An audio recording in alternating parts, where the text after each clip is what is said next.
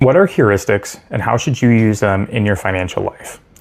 Heuristics, if you haven't heard it before, is just a word that means rule of thumb. Those little things that we should all follow in life. In the financial world, you hear a lot of them. You should have 3-month emergency fund, up to 6 months. You should always be investing in the S&P 500 because of prevailing data over time. But the problem with these rules of thumb is that they are extremely general. They do not touch the realities of individuals and their families.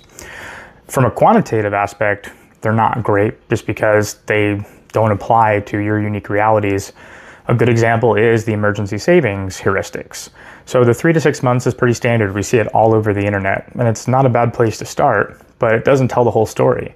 If someone in the family has a chronic illness, if we're in a high deductible health insurance plan, if we have 2 individuals that have good incomes in industries that aren't too volatile and they've got no debt, maybe you actually don't need to be that aggressive with savings.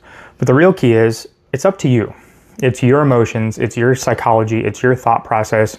If you feel like you can be okay with 1 month of emergency savings because of your unique perspective, that's okay, as long as you feel comfortable and you feel educated on the topic. And likewise, if you feel like you need to have multiple years worth of your expenses saved because you fear for certain realities that are pertinent to you, then go ahead and do that. So you just have to be careful of these rules of thumb. We see them everywhere, but they don't apply to you. So make sure that you take a look at them, you educate yourself on these rules of thumb, but you always apply it to yourself, and always think about your emotions, your psychology, your thought process, because that matters. Oftentimes with money, we're just trying to follow the numbers, but we leave our emotions on the side. So start from there and then see if the numbers work out.